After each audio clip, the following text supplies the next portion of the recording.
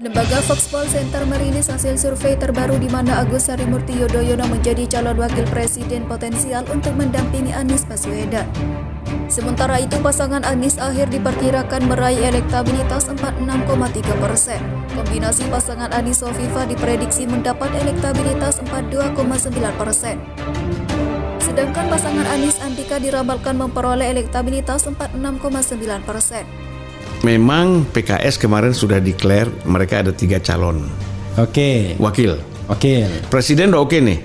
Oke. Demokrat sudah oke presiden, Ya. PKS sudah oke presiden. Wakilnya belum. Wakilnya belum. Ya. Nasdem kan tidak mengajukan wakil presiden. Ya, oke. Nah, PKS mengajukan 3 wakil presiden. Siapa? Hidayat Nur Wahid. Ya, terus bekas gubernur Jawa Ahmad Barat Heriawan, kemarin. Ahmad Saiku. Nah, 3 ya. ya 3. Oke. Kemudian AHY pasti kan? Demokrat AHY kan gitu. Nah, kan tinggal di sini aja. Nah, saya kira kalau kita bicara realistik survei, kan yang disebut-sebut tadi Hidayat Nur Wahid, kemudian Saihu, ataupun Ahmad Heriawan kan di survei nggak masuk. Ya. Walaupun pengalaman lebih banyak karena 2 kali jadi gubernur Jawa Barat itu luar biasa kan? Tapi fakta mengatakan surveinya nggak tinggi. Nggak tinggi. Gitu. Kenapa? Ini kan karena popularitinya rendah. Iya. AHY ini popularitinya kan tinggi. Gitu. Oke. Ya. Simulasi 2 poros itu mengasumsikan koalisi Nasdem, Demokrat, dan PKS bertarung melawan koalisi raksasa seperti PDIP, Gerindra, Golkar, PKB, PAN, dan P3. Nasdem sudah mencalonkan Anies. Ya. Tentu dalam diri Nasdem gonjang-ganjing. Saya paham lah, Nasdem ini kan partai merah, hijau, kuning, biru ada di sana semua kan. Ada orang seperti Joni Plate, ada Zulfan Lindan ya kan. Jadi ada yang latar belakangnya HMI kayak seperti abang kan. Ada yang latar belakangnya mungkin GMNI, ada latar belakangnya NU mungkin, ada PMKRI, ada Muhammadiyah ya kan, dan lain sebagainya. Jadi mix up dia.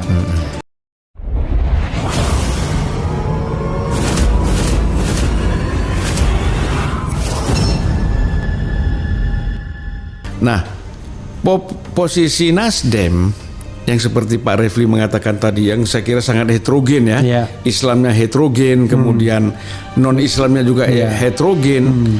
Jadi itu menguntungkan buat Nasdem. Ya, bagi Nasdem itu untuk dia besar, kemungkinan menjadi partai besar itu menjadi nomor 2 atau nomor 3 itu sangat mungkin.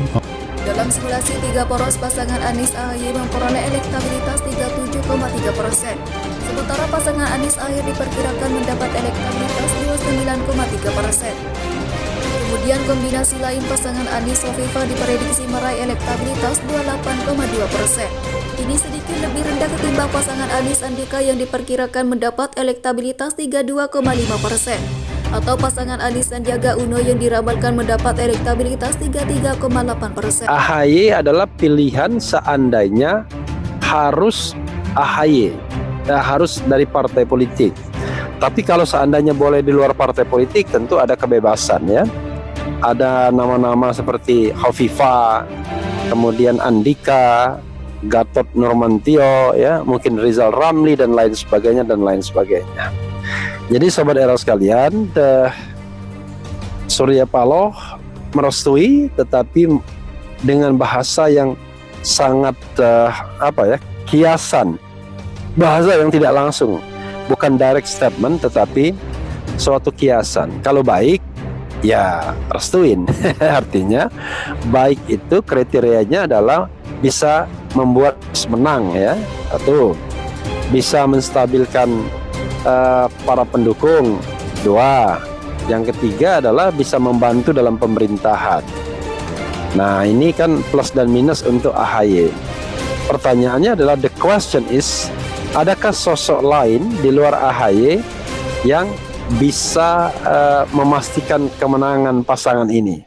Ya. Pernyataan dari PKS yang tidak mempersoalkan jikalau nanti capres itu diusung dari luar koalisi, di luar yaitu AHY maupun Ahyar.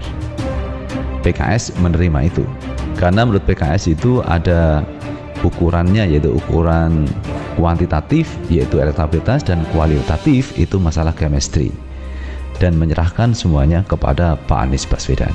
Karena itu saya melihatnya ada kemajuan dari 3 partai politik yang berkoalisi ini, baik Nasdem, Demokrat, dan PKS untuk mengusung Anies Baswedan yang tidak mempersoalkan siapa cawapresnya, apakah dari dalam koalisi maupun dari luar koalisi.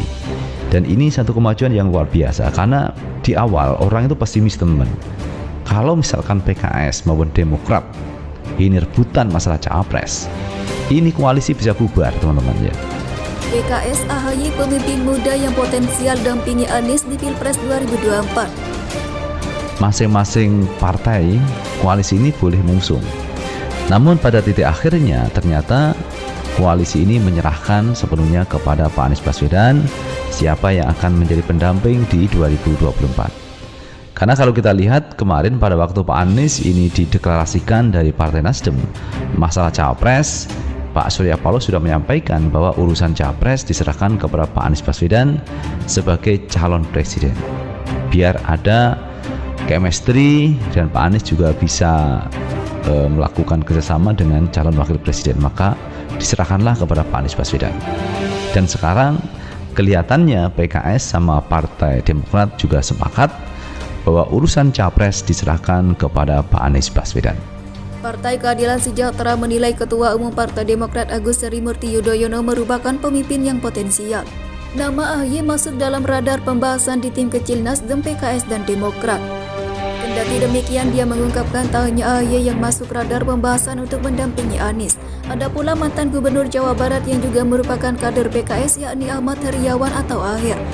Sehingga ketahui komunikasi antara PKS, Nasdem, dan Demokrat terus berjalan untuk memutuskan siapa yang pantas dampingi Anies pada kontestasi Pilpres 2024. Dan bagi seorang bakal calon presiden untuk menarik pendamping adalah apakah pendamping tersebut punya kekuatan partai yang bisa secara teknis ya itu memenuhi syarat pendaftaran. Jangan lupa 20-25% presidensial threshold itu bukan angka yang kecil, itu angka yang tinggi. Jadi cawapres itu harus bawa partai, meskipun dia bukan orang partai, tetapi punya potensi untuk menarik dukungan partai, karena hanya PD Perjuangan yang bisa mencalonkan sesuai dengan ambang batas presidensial threshold. Itu yang pertama.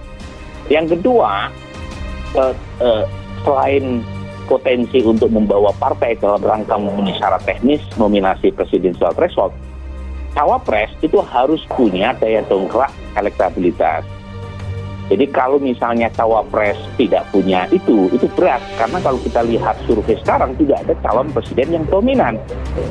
Jadi nama-nama yang muncul di top 3 itu tidak ada yang bisa membungkus kemenangan dalam satu putaran. Nah itu artinya cawapres jadi penting untuk memenangkan pertarungan.